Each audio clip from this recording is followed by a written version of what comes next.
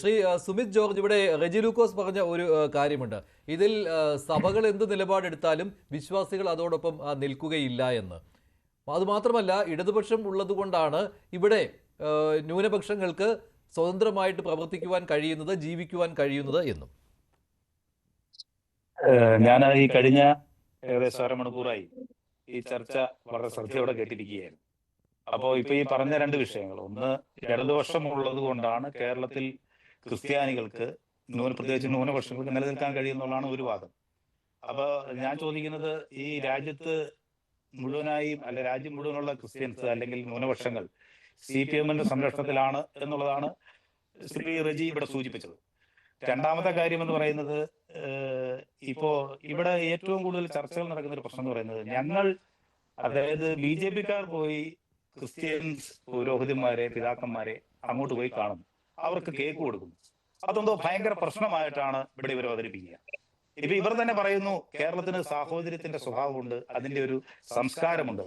അപ്പൊ ആ സംസ്കാരത്തിന്റെ ഭാഗമാണ് ഇവിടുത്തെ BJP പ്രവർത്തകരും നേതാക്കളും ഒക്കെ. ഇവിടെ ഞങ്ങളെ സംബന്ധിച്ച് കോൺഗ്രസും അതുപോലെ തന്നെ ഇടതുപക്ഷ നേതാക്കളും ഒക്കെ അവരെ പോയി കാണുന്നത് പോലെ തന്നെ ഒരു സൗഹൃദ സന്ദർശനം എന്തുകൊണ്ട് BJP-ക്കാർക്ക് നടത്തിക്കൂടാ? അത് വേണ്ട എന്ന് അവർ പറയുന്നില്ലാത്തപ്പോൾ എന്താണ് ഇവർക്ക് ഇത്ര വേവലാതി? ഞങ്ങൾ ആ സന്ദർശനം നടത്തുമ്പോൾ ഇവരെന്തിനാണ് ഇത്രയും വെപ്രാളപ്പെടുകയും ഈ വിഷയത്തിൽ ഇത്ര പ്രകോപിതരാകുകയും ചെയ്യുന്നത്? അല്ല, അവർ പല ഉദാഹരണങ്ങളും അതിന് ചൂണ്ടിക്കാട്ടുന്നുണ്ട്. ഏറ്റവും ഒടുവിൽ ഛത്തീസ്ഗഡ് സർക്കാർ, അവിടെ BJP സർക്കാരാണ് കന്യാസ്ത്രീകളെ പിടിച്ച് ജയിലിലിട്ടത്.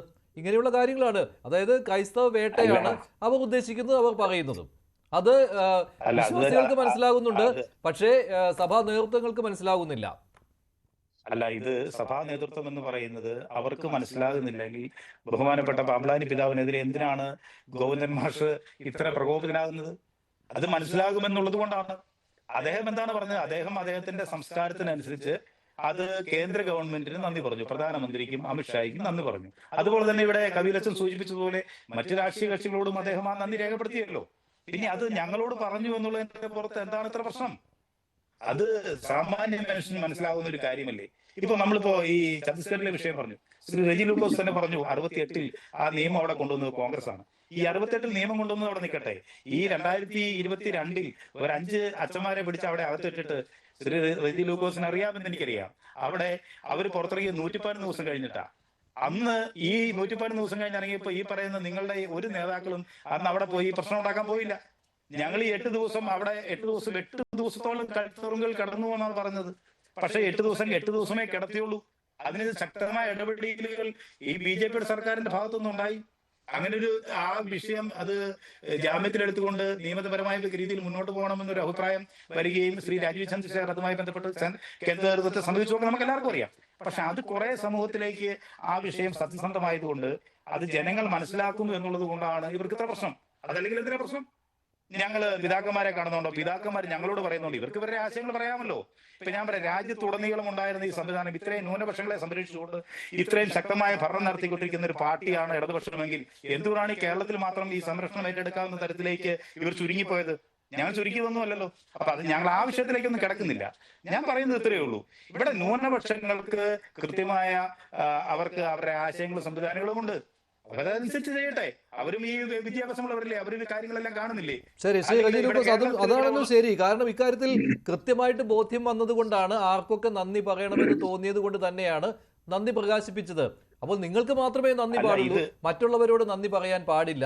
ഇത്തരമൊരു വീക്ഷണമാണ് പ്രശ്നമാവുന്നത്. ഇതിപ്പോൾ ഗോവിന്ദൻ മാഷ്, ഇപ്പോൾ CPM-ന്റെ മൊത്തം നിലപാട്, അല്ലെങ്കിൽ ഗോവിന്ദൻ മാഷ് ഈ അടുത്ത കാലത്ത് നടത്തിയ പല പ്രസ്താവനകളും പിന്നെ അതൊരു തിരുത്തലിലേക്ക് വന്നിട്ടുണ്ട്. ഈ RSS ബന്ധത്തെക്കുറിച്ച് അദ്ദേഹം നിലമ്പൂർ തെരഞ്ഞെടുപ്പ് സമയത്ത് പറഞ്ഞതൊക്കെ പാർട്ടിയിൽ തന്നെ വലിയ വിമർശനത്തിന് കാരണമായിട്ടുള്ളതാണ്. അപ്പോൾ അദ്ദേഹത്തിന്റെ വായിൽ നിന്ന് വീണു പോകുന്ന ഇത്തരത്തിലുള്ള ഈ പറയുന്ന പോലെ എന്താണ്, അദ്ദേഹം മുൻപിൻ നോക്കാതെ പറയുന്നതാണോ എന്ന് ചോദിച്ചാൽ അദ്ദേഹം പരിണിതപ്രജ്ഞനായ നേതാവാണ്, അതുകൂടിയുണ്ട്. അല്ല, അദ്ദേഹം എന്ന് പറയുന്നത് അവരുടെ പാർട്ടിയുടെ ഒരു അവർക്ക് പാർട്ടിയുടെ ആശയങ്ങൾ പറഞ്ഞു കൊടുക്കുന്ന ഒരു അധ്യാപനം.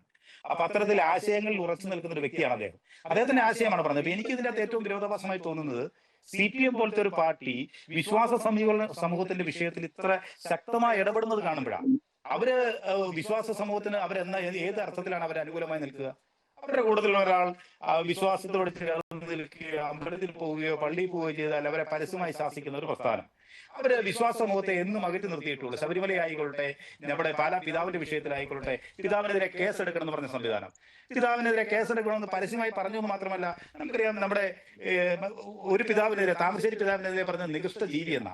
അപ്പൊ ഇത്തരത്തിൽ ഞാൻ പറയുന്നത് വിശ്വാസ സമൂഹത്തിനെയും അവരുടെ നേതാക്കളെയും പിതാക്കന്മാരെയും ഒക്കെ തുടർച്ചയായി അധിക്ഷേപിക്കുന്ന ഒരു സ്വഭാവമുള്ള, അല്ലെങ്കിൽ അങ്ങനത്തെ ഒരു രീതി അവലംബിക്കുന്ന CPM പോലത്തെ ഒരു പാർട്ടി, ഒരു പിതാവ് BJP കുറിച്ച് നല്ലത് പറഞ്ഞു എന്ന് പറഞ്ഞുകൊണ്ട് ആ വിശ്വാസ സമൂഹത്തിന്റെ സംരക്ഷണം നികൃഷ്ടജീവി പരാമർശം ആരും മറന്നിട്ടില്ല. അത് ഞാൻ പറഞ്ഞ ഇവര് പറഞ്ഞല്ലോ, സമൂഹം മറന്നു എന്ന് പറഞ്ഞു. സമൂഹം എന്ത് മറന്നു വന്ന്? സമൂഹം എല്ലാം ഓർക്കുന്നുണ്ട്. നികൃഷ്ടജീവി പരാമർശം മറന്നിട്ടില്ല. അത് ഇന്ന് രാവിലെയും സഭാ വക്താക്കൾ പറഞ്ഞിരുന്നു. അപ്പൊ ഇതൊക്കെ ഈ സമൂഹത്തിൽ മാറ്റിക്കൊള്ളുകയാണ്. അതെ, ഒന്നുകൂടി ചോദിച്ചേ. അല്ല, ഈ നികൃഷ്ടജീവി പരാമർശമുണ്ടല്ലോ, മുമ്പ് താമരശ്ശേരി ബിഷപ്പിനെ പിണറായി വിജയൻ വിളിച്ചത്, അതാരും മറന്നിട്ടില്ല. ഇന്ന് സഭാ വക്താക്കൾ പറയുന്നുണ്ടായിരുന്നു. ഇപ്പോൾ അല്പം മുമ്പ് സംസാരിച്ച ഫിലിപ്പ് കവിയിലും രാവിലെ ലൈവിൽ വന്നപ്പോൾ അദ്ദേഹം അത് പറഞ്ഞു, നികൃഷ്ടജീവി പരാമർശം മറന്നിട്ടില്ല എന്ന്. അത് വിശ്വാസികളും മറന്നിട്ടില്ല എന്ന്. ആ സഭാ നേതൃത്വങ്ങൾ മാത്രമല്ല, വിശ്വാസികളും മറന്നിട്ടില്ല എന്ന്. മനുഷ്യ നികൃഷ്ടജീവി എന്ന് താമരശ്ശേരി പിതാവിനെ കുറിച്ച് പിണറായി വിജയൻ വിശേഷിപ്പിച്ചതിന് ശേഷം 4 തവണ ഇവിടെ ഇടതുപക്ഷം വിജയിച്ചു. ആ പിതാവിന്റെ ആസ്ഥാനം തന്നെ ഇടതുപക്ഷത്തിന്റെ MLA ഇവിടെ ഉള്ളത് താമരശ്ശേരി പിതാവിന്റെ. താമരശ്ശേരി പിതാവായിട്ട് വളരെ വ്യക്തിപരം എന്നുള്ളതാണ്. അപ്പൊ അങ്ങനെ ഇനിയും ആ പ്രയോഗത്തിലൂടെ വോട്ട് കിട്ടാന്നാണ് ഇവർ വിചാരിക്കുന്നത്. അദ്ദേഹം പറഞ്ഞത്. മറ്റേ ഇവിടെ പിന്നെ നമ്മുടെ സുമിത് രസകരമായ കാര്യം പറഞ്ഞു, മറുപടി വെക്കണം. അദ്ദേഹം പറഞ്ഞ കേരളത്തിന് വെളിയിൽ ക്രിസ്ത്യാനികൾക്ക് സുരക്ഷിത കിട്ടുന്ന CPM ഉള്ളതുകൊണ്ടാണ് അറിയിച്ചു. കേരളത്തിന് വെളിയിലുള്ള ഒറ്റ സംസ്ഥാനം സുരക്ഷിതമായിട്ട് ജീവിക്കുന്നത് എന്നോട് പറയാമോ? ഓരോ നേരം എടുത്ത് പറയാം. ഞാനെല്ലാം ഇരിക്കുന്നത്. UP ക്രിസ്മസ് ആഘോഷിക്കാൻ പാടില്ല. മധ്യപ്രദേശിൽ സ്കൂളുകളിൽ പിന്നെ പാപ്പയുടെ വസ്ത്രങ്ങൾ ധരിക്കാൻ പാടില്ല. അവിടെ 12 കന്യാസ്ത്രീകളെ അച്ഛന്മാരെയും റിമാൻഡ് ചെയ്തു. പിന്നെ ജാമ്യത്തിൽ ഭാഗ്യത്തിൽ പുറത്തിറക്കിയിരിക്കുന്ന അലഹബാദ് ഹൈക്കോടതി ഒരു പാസ്റ്റർ പാപ്പത്തിനും ഭാര്യയ്ക്കും ഈ നിയമത്തിന്റെ പേരിൽ കൊണ്ടുപോയി 8 വർഷം തടവിന് ശിക്ഷിച്ചു. ഇപ്പോൾ ജാമ്യത്തിൽ ഇറങ്ങിയത് സുപ്രീം കോടതി പറഞ്ഞിട്ടാണ്. രാജസ്ഥാനിൽ ഒറീസയിൽ നിരന്തരമായിട്ട് കത്തോലിക്ക വൈദ്യരെ കന്യാസ്ത്രീകൾ മർദ്ദിക്കുന്നു. ഛത്തീസ്ഗഡ് വർഷങ്ങളായിട്ട് മർദ്ദിക്കുന്നു. രാജസ്ഥാനിലെ കഴിഞ്ഞ ദിവസം ഒരു ക്രിസ്ത്യൻ മിഷണറിയെ പിടിച്ച് ജയിലിലിട്ടിരിക്കുകയാണ്. ഇന്ത്യയുടെ ഏത് ഭാഗത്താണ് നിങ്ങൾക്ക് സുരക്ഷിതമുള്ളത് ക്രിസ്ത്യാനികൾക്ക്? അതതിനല്ലേ കത്തോലിക്ക സഭയുടെ ഔദ്യോഗിക വക്താവ് KCBCയുടെ ഔദ്യോഗിക ചർച്ചയിൽ രണ്ടെണ്ണത്തിൽ ഞാനും പങ്കെടുത്തതാണ് കഴിഞ്ഞ ഈ വിഷയം ഉണ്ടായപ്പോൾ. അദ്ദേഹം എന്താ പറഞ്ഞേ? അതാണ് കത്തോലിക്ക സഭയുടെ വോയിസ് എന്ന് പറയുന്നത്. വക്താവിന്റെ എന്താ പറഞ്ഞേ? ക്രിസ്ത്യൻ മിഷണറിമാർക്ക് ഞങ്ങൾക്ക് സഭാവസ്ത്രം വിട്ട് കേരളത്തിന് പുറത്തിറങ്ങാൻ ഭയമാണ്, സ്വാതന്ത്ര്യമില്ല. That is true. അതെന്തുകൊണ്ടാ? ഇവിടെ CPM ഉള്ളതുകൊണ്ട് മാത്രമല്ല, ഇവിടുത്തെ മതേതര മുഖം ഉള്ള. ശരി, MS വേണുഗോപാൽ, ഇതാണ് പതിവായിട്ട് CPM പറയുന്നത്. CPM ഉള്ളത് കൊണ്ട് മാത്രമാണ് ക്രൈസ്തവർ സുരക്ഷിതരായിരിക്കുന്നത് എന്ന്. പക്ഷെ അത് സഭാ നേതൃത്വം കേൾക്കുന്നില്ല.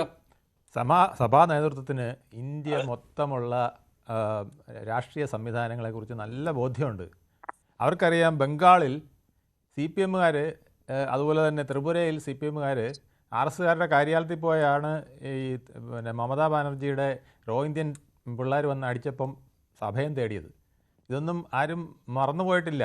അപ്പോൾ ഈ എവിടെ സംരക്ഷണം കൊടുക്കും എന്നുള്ളത് ക്രിസ്ത്യൻ സഭകൾക്കറിയാം. ആര് മുന്നോട്ട് വന്നാലാണ് തങ്ങൾക്ക് കൂടുതൽ സംരക്ഷണം കിട്ടുക എന്നുള്ളത് അവർക്ക് ബോധ്യമുള്ളതുകൊണ്ടാണ് പലരും ഇത്തരത്തിലുള്ള നിലപാടുകൾ എടുക്കുന്നതും പ്രധാനമന്ത്രിയെയും അമിത്ഷായെയൊക്കെ അഭിനന്ദിക്കുന്നതും അതുകൊണ്ടാണ്.